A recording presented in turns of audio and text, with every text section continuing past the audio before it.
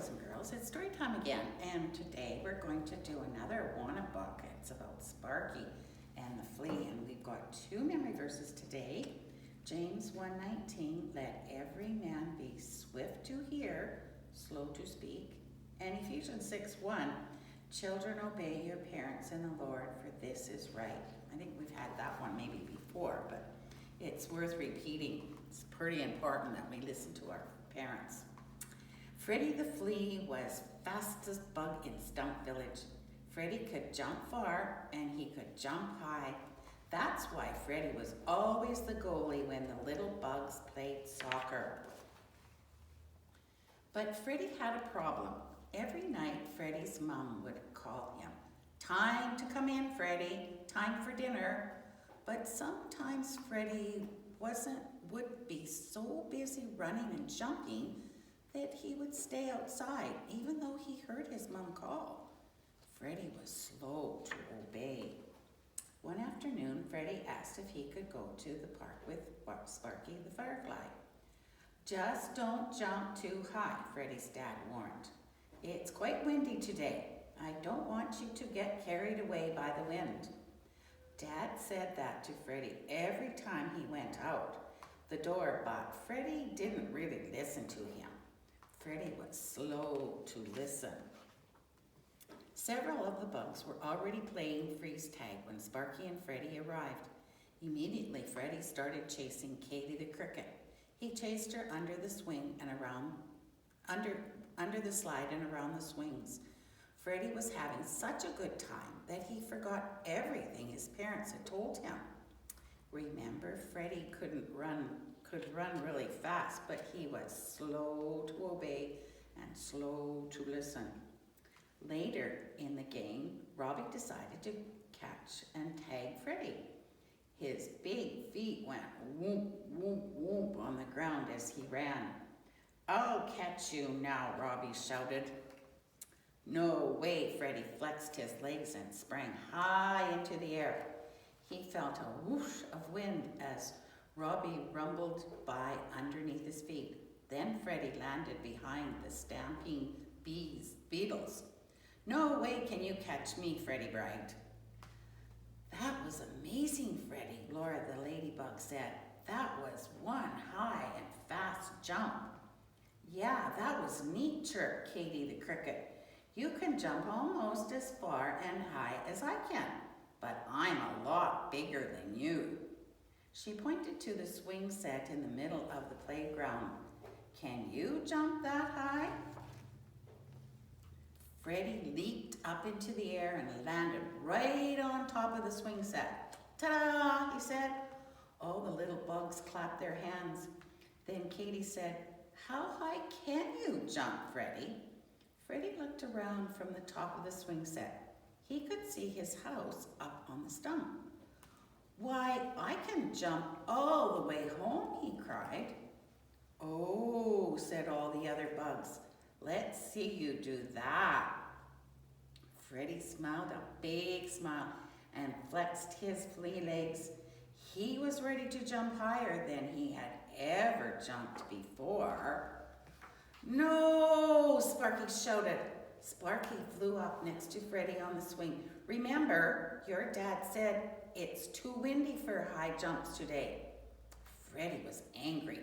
I don't know why Sparky is telling me what to do.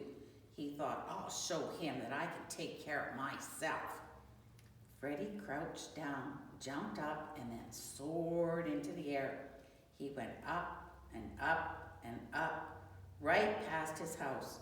He saw his mom standing at the door, but before he could say anything, a big gust of wind came and blew him right on by. He flew right across Stump Village and far, far away. Freddie tumbled and spun faster and faster. He saw flashes of blue sky and green grass as he whirled up and down along with the rolling wind. All of a sudden, Freddie stopped spinning and landed with a soft thump. Hello there, a voice said behind Freddie. The voice was quiet, but not very friendly. I am Sally the spider. Hello, Freddie gulped. My name is Freddie the Flea and I live in Stump Village. I'm lost right now because the wind blew me far away. Freddie's voice sounded even higher than usual and his words came out very fast. Suddenly, the web began to sway back and forth as Sally crawled forward. She was smiling at Freddie, but it wasn't a nice smile. Freddie began to quiver and quake. "Oh," Sally said, looking huge and scary. "Now I can make some flea pie for supper tonight. My family will so enjoy that." "Oh," Freddie squeaked, "but I'm just a little flea. I would not make a very good meal. On the contrary, my children would love to have you for dinner tonight. But first, I need to get my spices." Sally walked back into her kitchen. Then everything was still. Freddie squirmed and kicked as hard and fast as he could, but it was no use. He was stuck tight. "Why didn't I listen to my mom and dad?" Freddie cried. "Now it's too late." Then Freddie heard another voice. "Freddie, oh Freddie, Freddie, I found you." That was a friendly voice. It was Sparky. Freddie had never been so glad to see Sparky. He had never been so glad to hear Sparky's voice. Sparky zoomed over the web and fluttered above Freddie.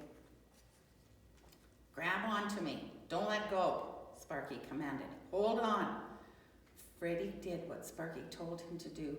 Nothing happened at first, but as Sparky pulled and pulled, Freddie felt his legs beginning to break free off Sally's sticky, gummy trap. At a very moment, Sally the spider reappeared. "The spider's coming back," Freddie cried. "We have to get out of here." Sparky pulled with all his firefly might. Freddie came out of the web with a pop, and the two little bugs took off through the air. Sparky was still holding on to Freddie. Freddie could see Sally standing at the edge of her web, holding her salt shaker and a big spoon. She was not happy. "Thank you for saving me," Freddie said. "I shouldn't have tried to jump so high on a windy day." "You were right, Sparky. That's what friends are for," said Sparky, holding tight. "We're off to Stump Village." All the bugs were waiting for them, including Freddie's parents. Everyone cheered as Sparky flew in view and landed with Freddie in the center of the park. "Freddie," his mom hugged him. "Sparky, thanks for being a good friend to Freddie," said Freddie's dad. Sparky was a good friend, even though Freddie had been thinking mean things about him back on the playground. And Freddie had caused all this trouble by disobeying his dad. He was ashamed of himself. "I'm sorry," Freddie said to his parents. "I should have listened and obeyed." Freddie had learned his lesson. All the bugs of Stump Village knew that Freddie could still run fast and jump high. But Freddie is also quick to listen to the people who care about him. And he is quick to obey his mom and dad. And because Freddie is no longer slow to do what is right, he is quick to find all the adventures and happiness his legs can handle. So Freddie learned his lesson, and we need to learn a lesson too when our parents tell us to do something. Well, this is the last book we're going to read for a while. We're going to take a summer break, and I'll see you back in September with a new book. Bye for now.